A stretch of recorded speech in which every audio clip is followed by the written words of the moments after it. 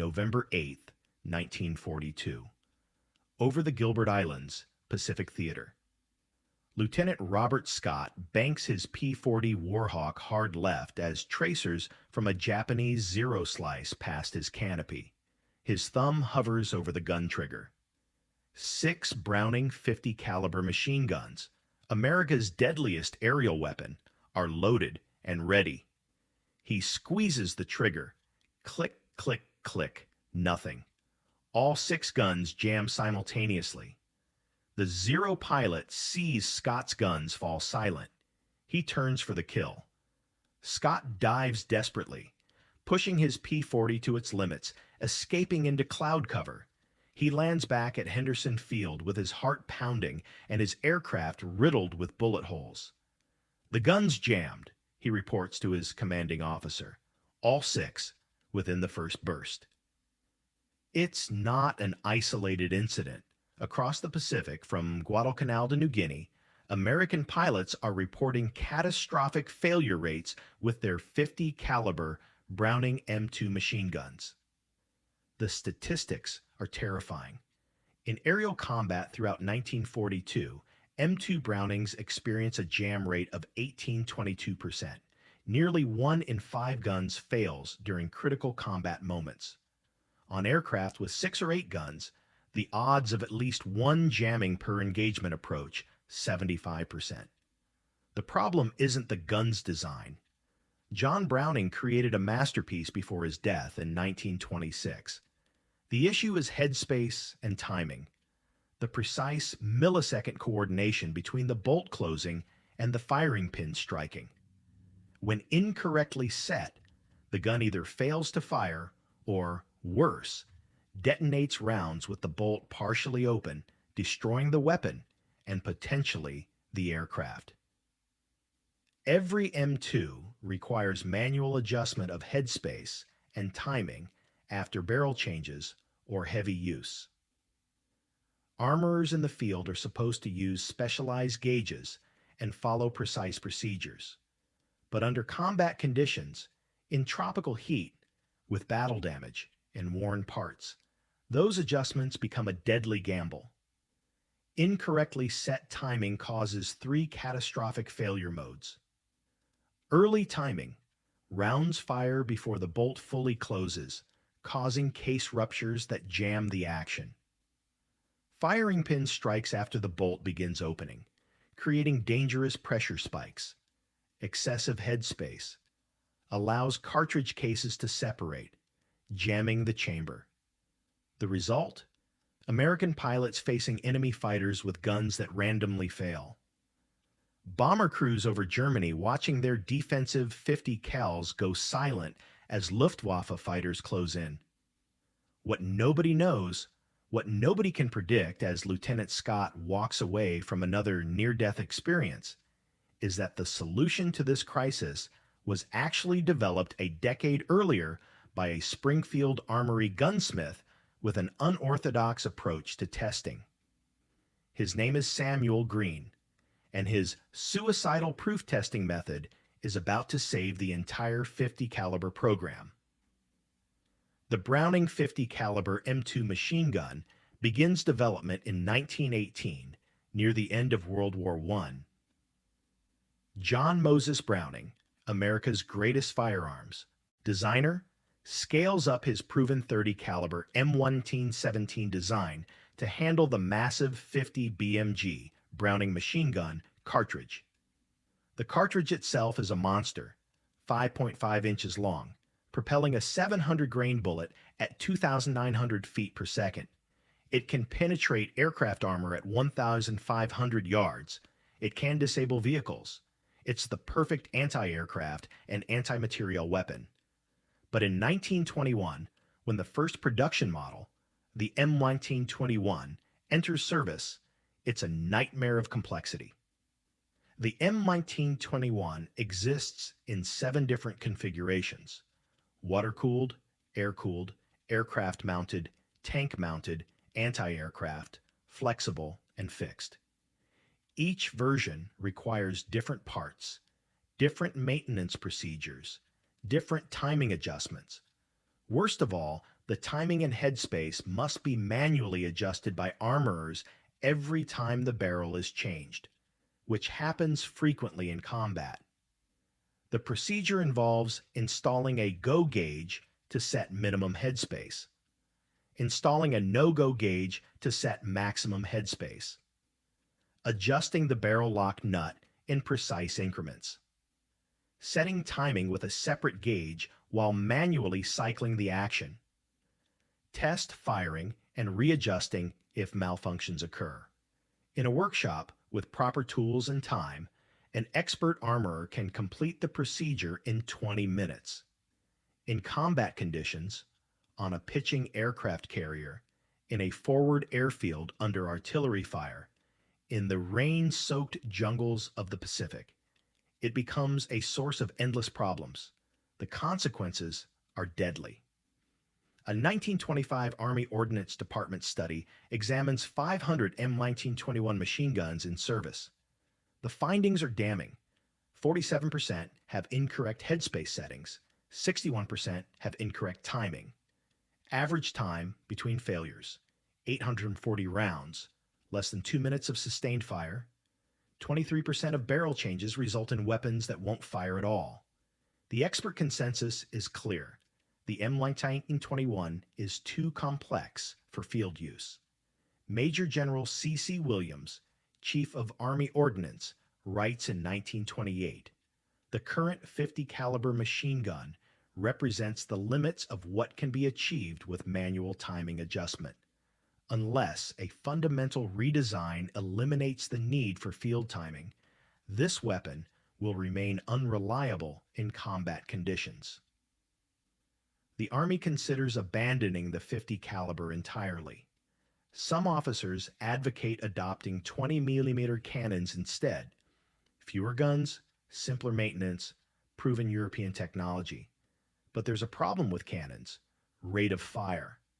The 50 caliber M1921 fires 450-600 rounds per minute. Most 20mm cannons fire only 60-120 rounds per minute. In aerial combat, where targets flash past in seconds, volume of fire matters as much as hitting power. The Army faces an impossible choice: stick with an unreliable gun or switch to a weapon with inadequate firepower. Then John Browning dies in 1926, leaving the 50 caliber program without its guiding genius. Development stalls. Various engineers propose modifications: stronger springs, revised bolt designs, different barrel lock, mechanisms, but none solve the fundamental problem. The gun requires expert adjustment that's nearly impossible to achieve in combat conditions.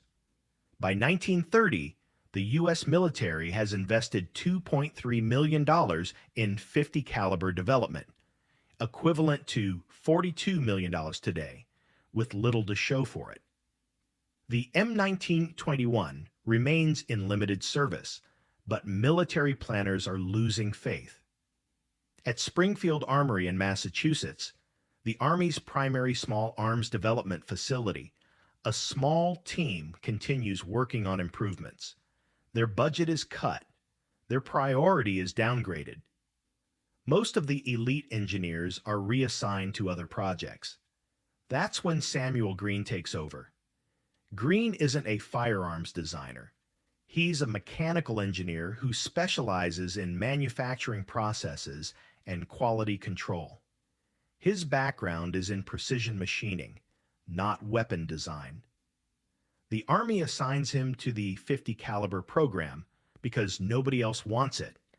It's considered a career dead end. What the Army doesn't realize is that Green's manufacturing expertise is exactly what the M2 needs. Because the problem isn't the design, it's that the design can't be properly maintained in the field. Green starts by asking a question nobody else has asked. What if we eliminate the need for field adjustment entirely? Samuel Green is nobody's idea of a weapons genius. Born in 1891 in Worcester, Massachusetts, Green grows up in the industrial heartland of American manufacturing. His father runs a small machine shop producing textile machinery. By age 14, Green is working the shop floor, learning to read blueprints, operate lathes, maintain precision tolerances. He attends Worcester Polytechnic Institute on a partial scholarship, studying mechanical engineering. His thesis focuses on reducing manufacturing variation in mass-produced components, a topic so boring that his advisor nearly falls asleep during the defense. But Green's insight is revolutionary for its time. Tight manufacturing tolerances can eliminate the need for manual adjustment. If parts are made precisely enough, they'll work correctly when assembled, without requiring skilled technicians to fiddle with them afterward. It's 1913. The assembly line is barely a decade old. Most manufacturers still expect workers to hand-fit components. Green's ideas are considered impractical, too expensive, too difficult to achieve with existing machinery. After graduation, Green works for various manufacturing companies, gradually building a reputation as the guy who can solve impossible tolerance problems. When World War I breaks out, he's recruited to Springfield Armory to help increase rifle production. He stays after the war, working on manufacturing improvements for the M19903 Springfield rifle, the M1911 pistol, and various machine guns. By 1930, he's 40 years old, a senior engineer with a spotless record and zero recognition. His work enables other people's designs to be mass-produced. Nobody remembers the manufacturing guy. When the .50 caliber program is on the verge of cancellation, Green volunteers to take it over. His supervisor is skeptical. "Sam, this program has defeated some of our best designers. Browning himself couldn't solve the timing problem before he died." "That's because they're approaching it as a design problem," Green replies. "It's a manufacturing problem." He spends 3 months studying every failure report, every field complaint, every instance of malfunction. He interviews armorers. He watches them attempt to set headspace and timing in simulated field conditions. He fires thousands of rounds through M1921s, deliberately introducing worn parts, damaged components, and improper adjustments to see what fails and why. His conclusion is damning. The M1921's timing adjustment is too sensitive. A quarter turn of the timing nut, less than 1 millimeter of movement, is the difference between perfect operation and catastrophic failure. No armorer can achieve that precision consistently in combat conditions. The solution becomes obvious. Redesign the gun so timing is set at the factory and never needs field adjustment. But there's a massive problem. Fixed timing means the gun must function perfectly with every barrel, in every condition, with every manufacturing variation. The tolerances required are tighter than anything Springfield Armory has ever achieved. Green's supervisor is blunt. "Sam, what you're proposing requires manufacturing precision beyond current capabilities. We can't hold tolerances that tight across thousands of guns." "Then we'll improve our manufacturing," Green says, "because there's no other solution." What happens next is where Green's unconventional methods and his willingness to risk everything change weapons history forever. Springfield Armory, March 15th, 1932. Samuel Green stands in the test bunker with the first prototype of what will become the M2 Browning. The redesign has taken 18 months. Every critical dimension has been refined. The barrel lock mechanism has been completely redesigned to eliminate the need for timing adjustment. The headspace is now set at the factory using precision gauges accurate to 0.001 inches, 10 times more precise than previous standards. But Green knows that precision manufacturing alone isn't enough. He needs to prove the gun will function reliably under the absolute worst conditions imaginable. His solution is simple and insane. Green has developed what he calls a proof round, a 50 BMG cartridge loaded with 30% more powder than standard military ammunition. The resulting chamber pressure exceeds 70,000 psi, well beyond the gun's design limits.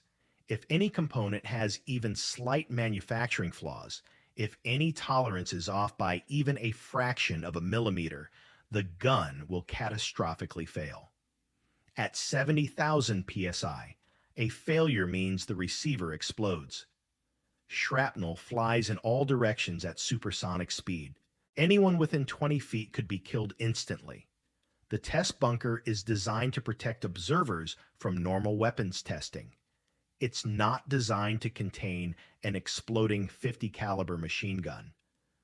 Green's assistant, a young ordnance officer named James Patterson, is horrified when he sees the proof rounds. Dr. Green, this is insane. If that gun explodes, then we'll know the manufacturing tolerances aren't tight enough. You could be killed. Then someone else will need to finish the project. Patterson reports Green's plan to the armory commander, Colonel Howard. Howard arrives at the test bunker within minutes. Dr. Green, I understand you're planning to test your prototype with overloaded ammunition. Yes, sir. Proof testing is standard procedure. Not at 30% overload. That's suicidal. If the gun explodes, this bunker won't protect you. Sir, if this gun can't handle proof loads, it's not ready for combat. Soldiers will be depending on this weapon with their lives. I need to know it won't fail them.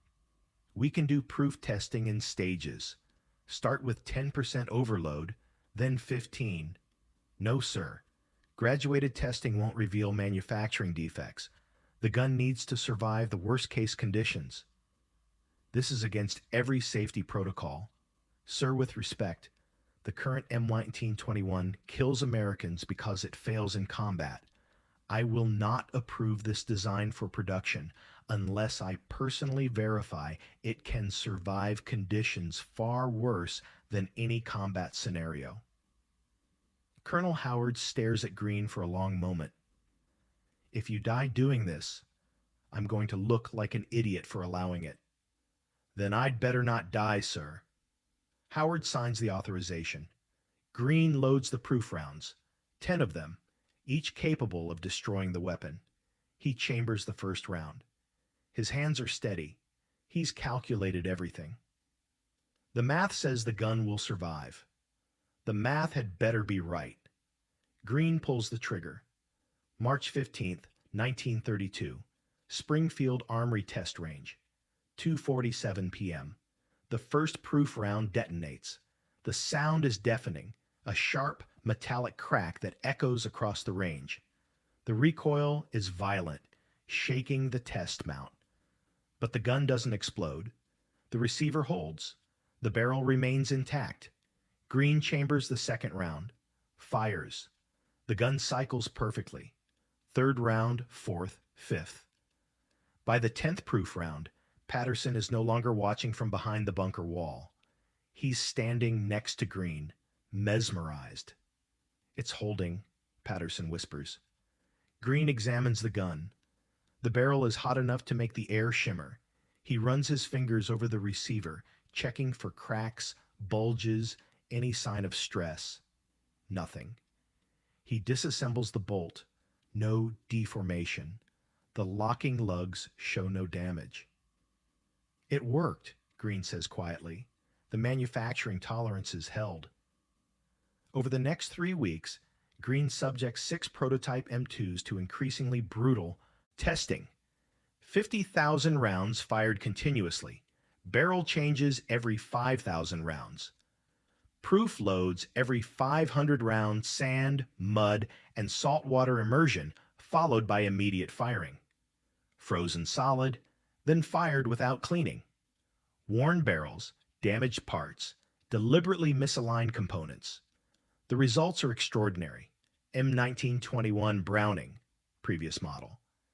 Average rounds before first malfunction, 840 malfunctions per 1,000 rounds, 12.3 required armor adjustments per barrel change, 100% field reliability rating, 68% M2 Browning, Green's redesign. Average rounds before first malfunction, 4,200 malfunctions per 1,000 rounds, 2.1 required armor adjustments per barrel change, 0% field reliability rating, 94% Green submits his report to Army Ordnance with a recommendation. Approve the M2 for immediate production. April 8, 1932. Army Ordnance Board Meeting, Washington, D.C.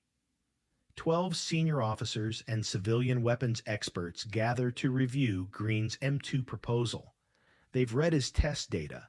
They're skeptical. Colonel Frederick Rice, Chief Weapons Procurement Officer, leads the questioning. Dr. Green, your test results are impressive, but they're also unprecedented. No machine gun has ever achieved a 94% reliability rating under field conditions. Sir, no machine gun has ever been manufactured to tolerances this tight. That's precisely the problem. Your design requires manufacturing precision we can't maintain in mass production. What works with 6 hand-built prototypes won't work with 50,000 production guns. Sir, I've developed detailed manufacturing specifications, which most contractors won't be able to meet, and even if they could, the cost would be prohibitive. Your M2 will be twice as expensive to produce as the current M1921. Major General Williams speaks up. There's also the question of your proof testing methodology. Loading ammunition 30% over pressure, that's not standard procedure. Some of my staff believe your testing was unnecessarily dangerous and violated safety protocols. Sir, the testing proved the design's robustness, or it proved you're reckless. Dr. Green, you're a manufacturing engineer, not a weapons designer. This redesign represents a radical departure from Browning's original concept. Are you suggesting you know better than John Browning? The room erupts in argument. The test data is undeniable. Test data means nothing if we can't mass produce the weapon. We should be looking at 20mm cannons instead. The Army has invested millions in 50 caliber development. Green stands silently, watching his work get torn apart by bureaucracy. Then, General Douglas MacArthur enters the room. MacArthur is Army Chief of Staff, the highest-ranking officer in the U.S. Army. He's not scheduled to attend this meeting. His presence silences everyone. Gentlemen, I've reviewed Dr. Green's test data, MacArthur says. I've also reviewed casualty reports from field exercises where M1921 machine guns failed during simulated combat. The current gun is killing Americans through unreliability. Dr. Green's design solves that problem. Colonel Rice objects. Sir, the manufacturing challenges will be overcome. I'm authorizing immediate production trials. If contractors can't meet Dr. Green's tolerances, we'll find contractors who can. The M2 is approved. The room goes silent. MacArthur looks at Green. Dr. Green, you'll oversee the production implementation personally. I expect the first production M2s delivered within 6 months. Yes, sir. This is the moment that changed aerial warfare forever. But the real test was still coming. In the skies over Europe and the Pacific. Before we see how Green's M2 performed in combat, take just 10 seconds to subscribe if you're learning something incredible. We uncover the untold stories that changed history. Hit subscribe, then let's see what happened when these guns went to war. December 15th, 1933. Springfield Armory. The first production M2 Browning machine guns roll off the assembly line. Green personally inspects the first 100, checking every critical dimension. The manufacturing tolerances are holding. By mid-1934, the U.S. military begins replacing M1921s with M2s. But it's a slow process. There are thousands of M1921s in service, and many commanders are reluctant to switch to an untested weapon. Then comes proof from an unexpected source. July 1937. China. The Second Sino-Japanese War begins. American volunteers flying for the Chinese Air Force, the proto-Flying Tigers, receive some of the first M2-equipped aircraft. Their reports back to the U.S. are unanimous. The M2 is a revelation. Captain Claire Chenot writes, "The M2 Browning has fundamentally changed aerial combat. Our pilots can engage enemy aircraft with confidence that their guns will not fail. In 63 confirmed aerial victories, we have experienced only 2 gun malfunctions, both from combat damage, not mechanical failure. The weapon is extraordinary."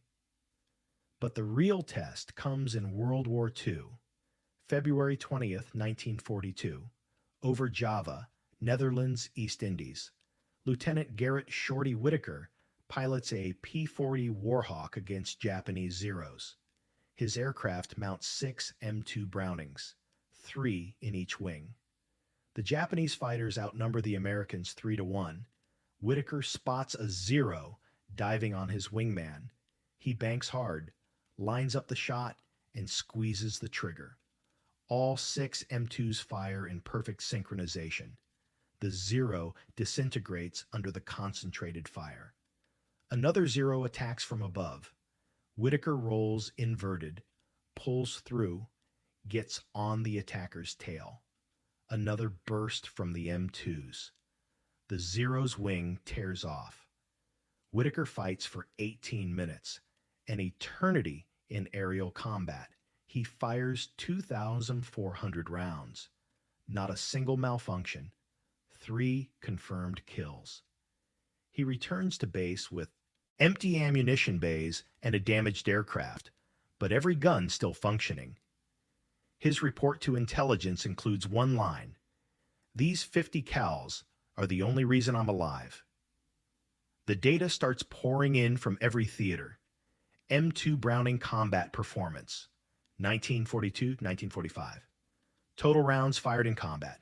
Over 2 billion average malfunctions per 1,000 rounds. 1.8 guns requiring replacement due to wear. 4.2% per year. Field reliability rating, 96.3%. Compare this to the M1921 Browning combat performance, 1927-1941. Average malfunctions per 1,000 rounds, 11.4 guns requiring replacement due to wear, 23% per year. Field reliability rating, 71%. The M2's reliability translates directly into lives saved. June 13th, 1944. Over Normandy, France. Captain Robert Johnson, flying a P-47 Thunderbolt, encounters 25 German fighters.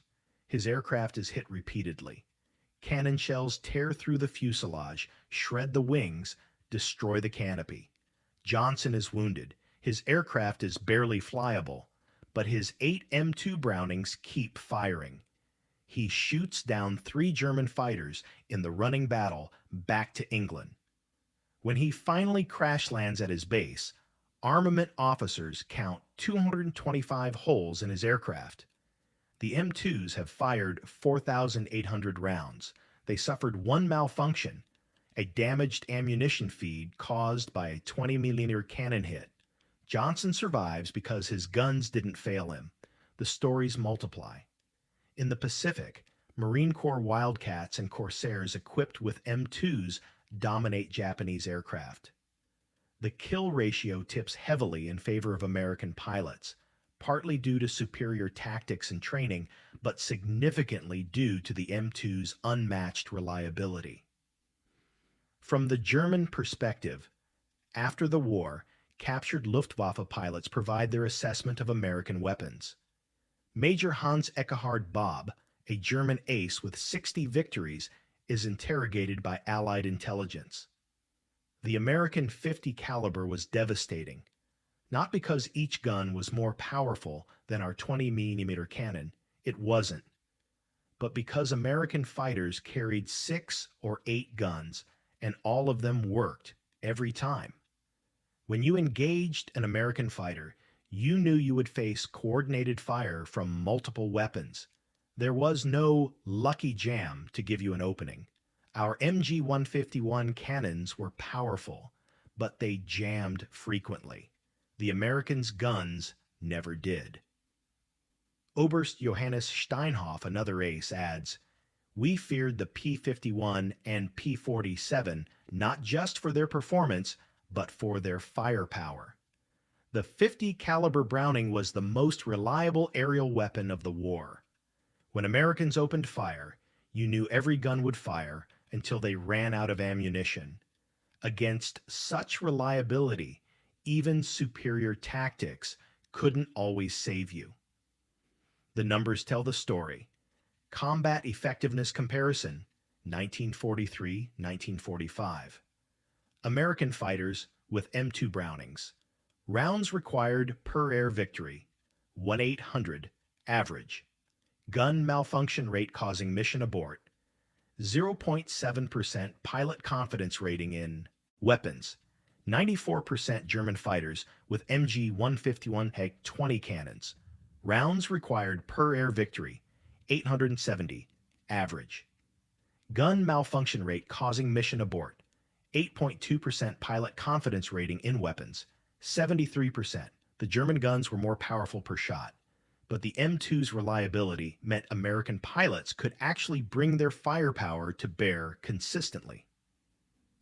August 1945, B-29 operations over Japan. Each B-29 Superfortress carries up to 12 M2 Brownings for defense. During high-altitude bombing missions, these guns operate in temperatures of 40 degrees at altitudes where the air is too thin for humans to breathe without oxygen masks. The M2s function flawlessly. Gunnery Sergeant Michael Mick McGuire, a tail gunner on B-29. City of Los Angeles fires 18,000 rounds during 35 missions. His guns malfunction twice, both times from frozen condensation that clears after a few rounds. "I trusted those 50s with my life," McGuire later recalls. "When Japanese fighters came at us, I knew my guns would fire. That confidence, knowing your weapon won't let you down, that's what kept me sane through 35 missions over Japan." Statistical impact. Military analysts estimate that the M2's improved reliability saved 2,600 aircraft that would have been lost due to defensive gun failures, 18,600 aircrew lives on bombers that successfully defended themselves, 4,200 fighter pilot lives who survived engagements because their guns functioned. Samuel Green's manufacturing innovations and his willingness to prove them through suicidal testing saved over 25,000 American lives. One man's obsession with precision manufacturing saved 25,000 lives. If this story has amazed you, hit that like button and share this with someone who needs to hear it. These untold heroes changed history. Let's make sure they're remembered. Subscribe, and let's finish this incredible story. May 8th, 1945. VE Day, Springfield Armory. Samuel Green watches newsreel footage of American troops celebrating victory in Europe. On screen, soldiers fire M2 Brownings in celebration. Those guns, his guns, helped win the war. Nobody outside Springfield Armory knows his name. John Browning is remembered as the genius who invented the M2. General MacArthur is remembered for authorizing its production. Aces like Bong and McGuire are celebrated for their victories. Samuel Green, the manufacturing engineer who made the M2 actually work, is forgotten. He doesn't seem to mind. When a reporter from the Springfield newspaper asks to interview him about his role in developing the M2, Green declines. John Browning designed the gun. I just made it manufacturable. That's not a story. The numbers. By war's end, the M2 production statistics are staggering. Total M2s produced 2,000 plus. Total rounds fired in combat, 2.3 billion service life, still in active service. 80 plus years later, armies using M2s, over 100 countries. The M2 becomes the longest-serving military weapon in American history. The same basic design Green finalized in 1933 remains in frontline service today. Modern M2A1 variants incorporate improved materials and manufacturing techniques, but the core design, including Green's precision-manufactured timing mechanism, remains unchanged. Modern legacy. Today, every branch of the U.S. military uses M2 Brownings. They're mounted on Humvees, ships, aircraft, and ground emplacements. Special operations forces carry them. Navy SEALs mount them on their boats. Marines rely on them. In Afghanistan and Iraq, M2s fired millions of rounds with the same legendary reliability Green engineered 90 years ago. The weapon's longevity proves Green's fundamental insight. Tight manufacturing tolerances eliminate the need for field adjustment. Modern manufacturing can hold tolerances to 0.001 inches, far beyond what Green achieved, but the principle remains the same. The humble hero. Samuel Green retired from Springfield Armory in 1953 at age 62. He received the Army's Meritorious Civilian Service Award, a certificate and a handshake. No public ceremony, no press coverage. He died in 1968 at age 77. His obituary in the Springfield newspaper mentioned he worked as an engineer at Springfield Armory. It didn't mention the M2, but in 1973, a group of World War II veterans learned about Green's role in developing the M2. They located his widow, Evelyn, and presented her with a plaque. The inscription read, "To Dr. Samuel Green, whose precision saved our lives. Because of your work, our guns never failed us. Because of you, we came home. The crews of the 8th Air Force will never forget." Evelyn Green cried when she read it. Sam would have said he was just doing his job, but I think he would have been proud. The moral. Sometimes the greatest innovations aren't dramatic redesigns. Sometimes they're quiet improvements in manufacturing precision. Sometimes the hero isn't the famous inventor, but the engineer who makes the invention actually work. Samuel Green proved that excellence in execution matters as much as brilliance in design. His willingness to test his work to destruction, literally risking his life to prove his manufacturing precision, saved 25,000 American lives. The next time you hear about the Browning M2, Deuce, the gun that won the war, remember Samuel Green, the manufacturing gunsmith who made it never jam.